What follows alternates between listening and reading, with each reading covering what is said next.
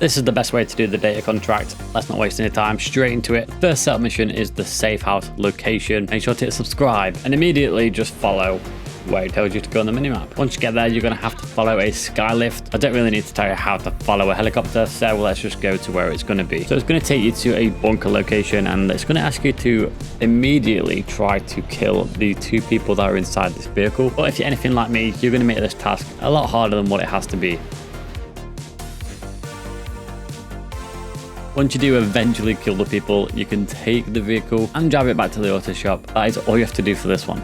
Now with that done, we can get onto this second setup mission, which is one of the most difficult setup missions on the game. I'll try and explain it best I can, but it's really hard. All you got to do is leave the lobby. Make sure you've got your settings on invite only, your spawn location on auto shop, and leave. And that is it. That's that one complete. It is an optional setup, so because you started it and then quit, it completes it. You can basically skip it, you don't need to do it. And within a few minutes, we're already on the finale, the robbery. Okay, so the first tip that I'm going to give you is you want to be using the Hustler loadout, mainly because you get sticky bombs and a Mark II heavy sniper. These are very important. So the first thing you want to do is go to the bunker, and I also want to start off by saying this mission is far from easy. Even though I'm going to be giving you tips on how to do it, you can have all the tips in the world, doesn't make this mission easy. I'm just going to be giving you tips to try and make it easier for you. Even me recording this, I still died a couple of times. It is very tricky. With that being said, now we're in the bunker. Let's go through some tips on how to make this bit easier. So what you want to do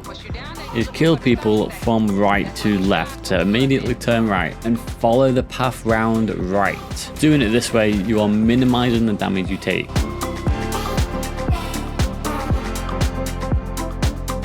And it's a very effective way to take people out one by one, as well as collecting some of the hard drives that you need to collect. You shouldn't actually have that much trouble if you do it like this. The only trouble could come a little bit later. While you watch me take out a bunch of people and see how to do it, I just want to quickly say that I have been away from the channel for a long time.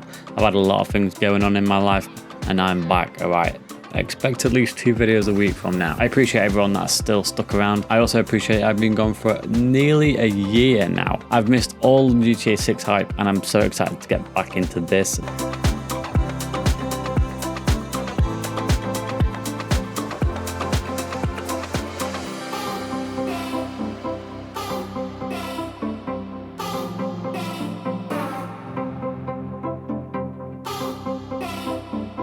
And by later, I mean around this time.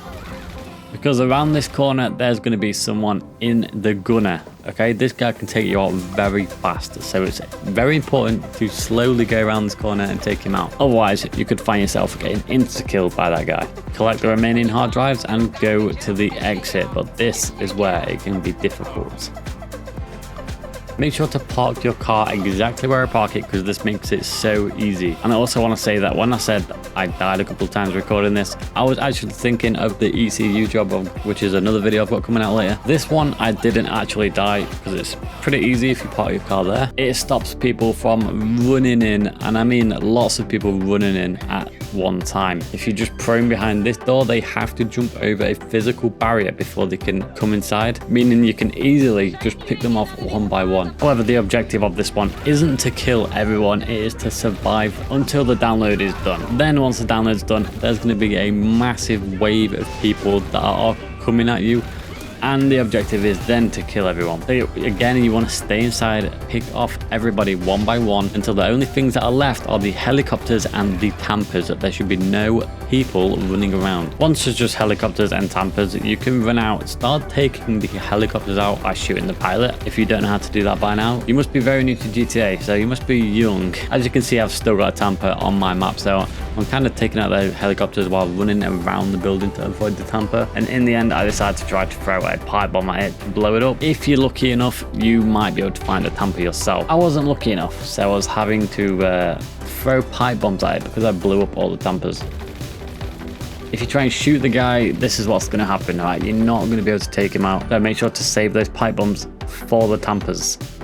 As you can see, they do blow them up. And that is everything. That is how you do the data contract. Hopefully this is a good enough guide. Just a quick 5-minute guide. Don't think it needs to take longer than that. And it goes without saying, you know, you don't have to do the data contract. You can do the other contracts, the union depository, the bank contract, or if you just want to do this for fun. And yeah, this is how you do it. make sure to subscribe. And if you want to know how to do any other auto shop contracts, make sure to check out one of these 2 videos.